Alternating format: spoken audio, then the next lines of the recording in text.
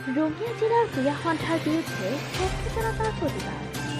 আজি ৰঙিয়াৰ ৩১ নং ৰাষ্ট্ৰীয় ঘাইপথৰ কাষত থকা ছেফ ধাবাৰ সন্মুখত ৰঙিয়া জিলাৰ ক্ৰীড়া সন্থা আৰু সন্থাৰ সম্পাদক দিলীপ চৌধুৰীৰ বিৰুদ্ধে বিভিন্ন দল সংগঠন আৰু ৰঙিয়াবাসী ৰাইজে তীব্ৰ প্ৰতিবাদ সাব্যস্ত কৰে।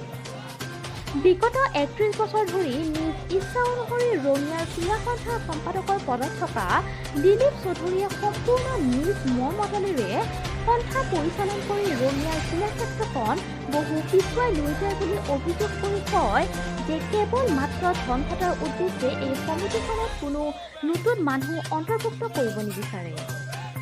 আনহাতে বিগত ৩১ বছৰে সম্পাদক চৌধুৰীয়ে কোনো হিচাপ দাখিল নকৰি ৰঙিয়াৰ ক্ৰীড়া সন্থাক এক ব্যক্তিগত কোম্পানীলৈ পৰিৱৰ্তন কৰা বুলি ক্ষোভ উজাৰে প্ৰতিবাদীসকলে।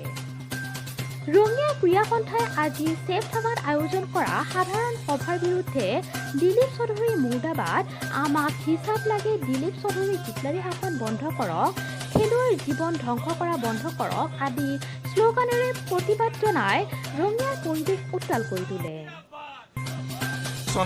যিখিনি এওঁলোকে ভোট প্ৰক্ৰিয়া কৰি আজিৰ এই সাধাৰণ সভা এখন মাতি এই যি নতুন কমিটি গঠন কৰিছে, এই ১৩টা ক্লাবৰ কোনো ধৰণৰ অস্তিত্ব নাই। ৰঙিয়াত বৰ্তমান অস্তিত্ব নাই। যোৱা ১৫-২০ বছৰে এওঁলোকে কোনো খেলাই খেলা নাই।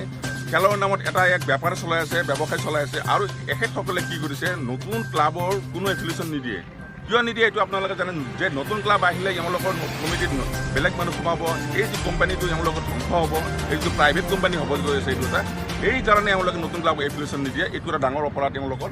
প্ৰথম কথা, আজি যোৱা ৫০ বছৰে ৰঙিয়া জিলা ক্ৰীড়া সন্থাৰ আজি ৫০ বছৰ ৰঙিয়া জিলা ক্ৰীড়া সন্থাৰ মাত্ৰ ফুটবল, ক্ৰিকেট, এথলেটিক্স এই তিনিবিধ গেম মাত্ৰ এফিলিয়েশ্যন আছে ইহঁতৰ। তাকো এথলেটিক্সৰ কোনো অনুশীলন নহয় ইয়াতে, ইয়াতে এই এথলেটিক্সৰ কোনো অনুশীলন নহয়, ক্ৰিকেটৰ অনুশীলন নহয়। ইয়াতে টীম নপঠায়, প্লেয়াৰ ইয়াতে আমাৰ তেওঁলোকে কেনেকৈ ভাবিবলৈ বাধ্য হ'ল যে ৰঙিয়াৰ ল'ৰাই ছোৱালীয়ে খেলৰ লগত জড়িত নহয়। বক্সিং নাই নেকি আমাৰ ইয়াতে, ফেন্সিং নাই নেকি? এইসকলে এপ্লিকেশ্যন কিয় আনিব পৰা নাই তেওঁলোকে? এই অপদাৰ্থ বাহিনীটোৱে আজি আকৌ এখন নতুন কমিটি এখন গঠন কৰিব গৈ আছে। গতিকে ইয়াৰে আমি তীব্ৰ বজ্ৰ প্ৰতিবাদ কৰিছোঁ। কি কৈছে?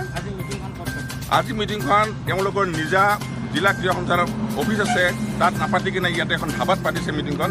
এনেকুৱা হৈ থাকে এওঁলোকৰ, এওঁলোকৰ এই দায়িত্ব ইয়াতে।